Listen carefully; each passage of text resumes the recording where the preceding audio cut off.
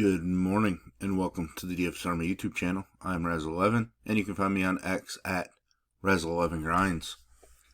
Going to take a look at pitching for today, the 27th of July. It is Sunday. We do have a ridiculously large 13-game main slate ahead of us today. It's a lot of games on a Sunday. It's kind of been a lot of games on most main slates since the All-Star break.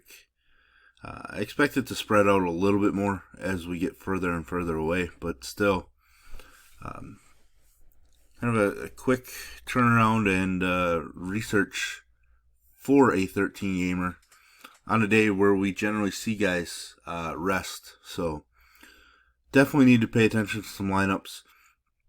Some lineups may increase the love of certain pitchers just based on who's sitting, resting, etc. As far as weather today, nothing really to worry about. Some rain chances in Cincinnati, St. Louis, but nothing too big. Most games are in the mid to upper 80s in terms of temps. Mid 90s in Kansas City, almost the mid 90s in Minnesota, in the 90s in St. Louis. Slight winds blowing out in a bunch of places. We could definitely see some offense today with the way things are looking at this point. But there's very little weather to worry about for us. Refresh here, see if we can see some ownership projections for our pitchers. A reminder that this is a first look at the pitching options on the slate. And I will be looking at DraftKings as that is where a majority of my action is. If you do play in FanDuel, I'll cut my pool in half or so. Pricing isn't as tight. You don't have to be as creative. It allows you to get stacks you want with an upper tier-ish pitcher. Now, with all that said and done, let's just jump into today's slate. And we see, Zach Wheeler, the overwhelming chalk taking on the Yankees. Yankees without Judge, obviously, but still, holy cow. Was not expecting that this morning. I was really expecting Woodruff to be the chalkiest, maybe Skeens, but Wheeler almost twice as owned as Skeens right now. Very interesting to see, but we're going to go game by game at this point. First one, just not one I want to use pitching. Obviously, we've been using pitching against Colorado. Trevor Rogers looked phenomenal yet again yesterday. I just don't think I want to use Shigano. Not much of a K guy. He does get a K boost against Colorado, but still, I don't really like the upside. 29 Ks and 50 innings at home. Not really the best of numbers, so on a 13-game slate, I don't have to force in a pitcher against Colorado if I just don't think that pitcher has much of a ceiling, which I obviously don't. Dodgers, Boston, Walker Buehler against his former team. Very interesting here. I just can't do it. He's been respectable pitching in Fenway. He's been atrocious on the road, but we did use Garrett Crochet yesterday, obviously. Big difference between Garrett Crochet and Walker Buehler at this point. I just don't think I can get to Walker Buehler. Maybe something will change, but I doubt it. I can't get there. Dustin May, his row numbers absolutely atrocious. When is this guy going to figure it out? That's what I want to know. Followed up Ohtani in his last appearance. 0 runs over 4 2/3.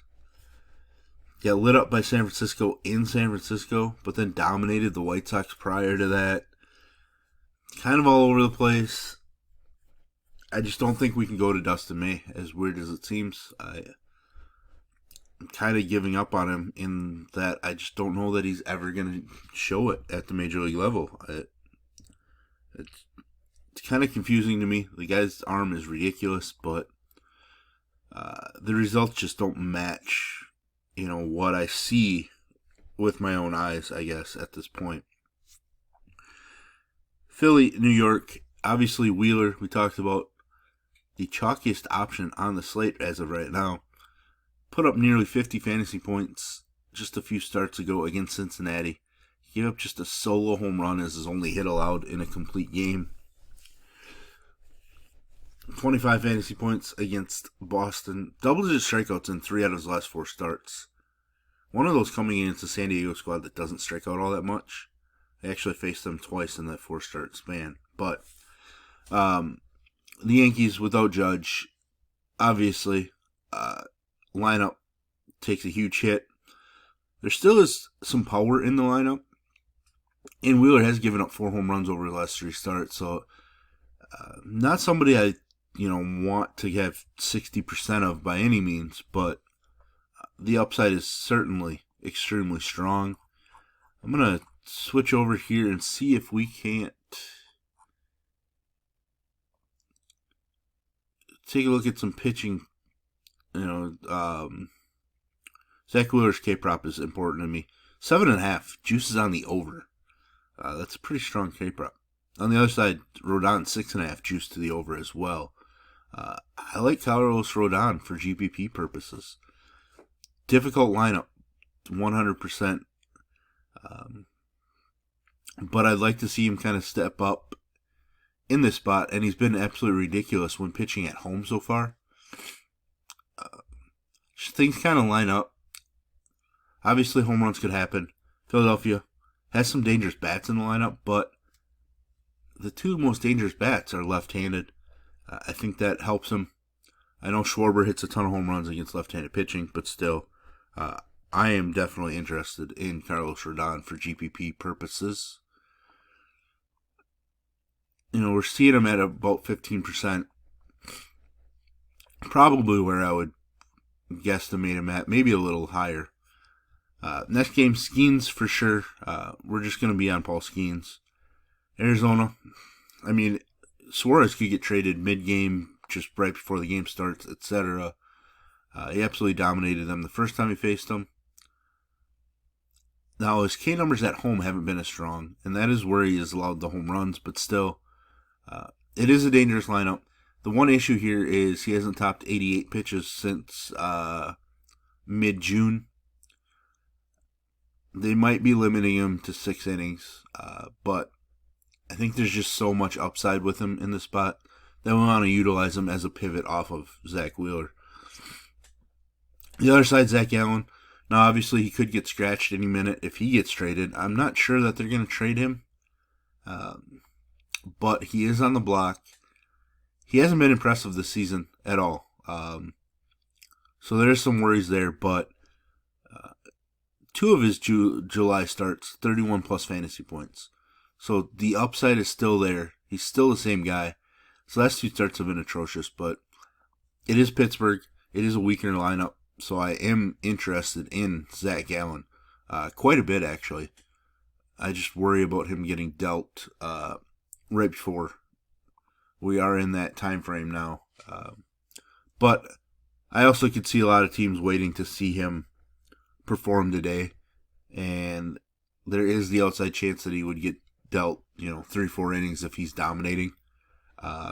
They could then pull him based on a deal. But Shane Baz, somebody I'm interested in. His numbers have been pretty strong. I shouldn't say phenomenal, but pretty strong on the road. His K numbers would take a hit when going on the road, but still, I think there's plenty of upside in this matchup with Cincinnati, so I am very interested in Shane Baz. Brady Singer, kind of been all over the place. Doesn't really have a huge ceiling, or at least hasn't since April. I'm interested a little bit. He is at his best so far in this ballpark, which is kind of odd to say. And Tampa Bay has struggled a little bit on the road so far. So I do have some interest in Singer. I just don't think I'm going to get there on a 13-game slate. Detroit, Toronto. I'm just not going to use Flaherty right now. Partially because Toronto just has been a dangerous offense. But Flaherty hasn't looked very good for a month or so, month and a half. Decent, but still, I just don't think there's a ton of upside for him today. So I'm fine passing on Flaherty. Scherzer, I'm a little more interested in just because Detroit's been striking out a bunch. Gausman dominated, but not super excited to play 43-year-old Max Scherzer. I'm not sure if he's 43, but elderly Max Scherzer. But 90 pitches in each of his last 2 starts, but a couple home runs allowed in each. Detroit definitely has some power, so I'm not sure I'm going to get there. Do need to hurry here. We're running out of time, but Cubs, White Sox, debating Ben Brown. He shows flashes, but then he looks atrocious.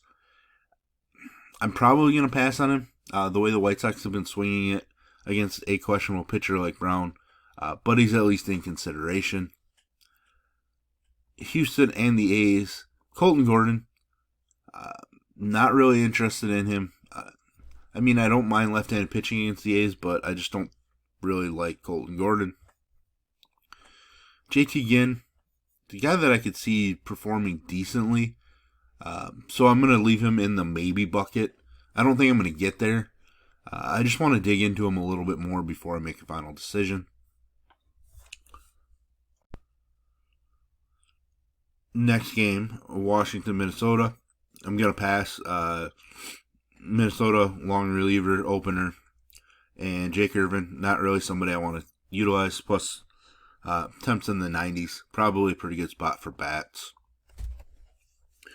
Milwaukee, Miami, both pitchers definitely in play. Talked about Woodruff a little bit at the beginning. First start of the year. First start in a year and a half or so. It was against this Miami squad. Absolutely dominant. I'm going to go back to Woodruff. I think he's probably one of the safest options on this slate. Yuri Perez on the other side. I am going to utilize Yuri because I do like his upside. He can flash a bunch of K upside. Doesn't give up a lot of hits, etc. It's really the walks that kind of keep him from being super dominant. I'm not overly afraid of the Milwaukee lineup, so I do want to utilize Yuri Perez. Cleveland, Kansas City. I do have some interest in Noah Cameron. His home numbers haven't been as good as the away numbers. With that said, I'm not too afraid of Cleveland, especially with a left-handed pitcher. I think I'm going to end up on him, but it's not a guarantee at this point. But he's somebody I'm certainly interested in. Joey Cantillo, not somebody I want to utilize. Kansas City just doesn't strike out enough. Obviously, the ballpark is a good ballpark for pitching, but the weather is very much geared towards hitting today in Kansas City. Same with San Diego and St. Louis. As much as I think Michael McGreevy is a pretty decent pitcher, I just don't want to utilize either pitcher. Neither team really strikes out a whole lot, and neither pitcher seems to have a huge ceiling at this point. Texas, Atlanta, probably going to be off of both as well. Atlanta's offense has struggled quite a bit. I could see Leiter being decent, but I just don't love, all the base runners he allows, etc. Not a huge K guy. He does have some K upside, but those walks are just ugly to see. I don't really want to see those. And Bryce Elder, somebody I prefer to just never play again. But there we have it. There's our first look at pitching on the slate. If you enjoy what I bring to you, please hit the like button, hit the subscribe button, turn the notification bell on. Get the alert anytime we drop videos here at DFS Army. If you want to join us, get access to our coaches, tools, sheets, Discord, etc. I'll put links in the description below. You can use promo code RAZ, that's R-A-Z, for 10% off monthly. And again, we do have our merch store. Check out the Raz GPT sweatshirt. Mine should show up any day now, I hope. I picked up the gray. A couple friends picked up the green. But check it out. The links will be down in the description below for that as well. So as always, best of luck, everybody.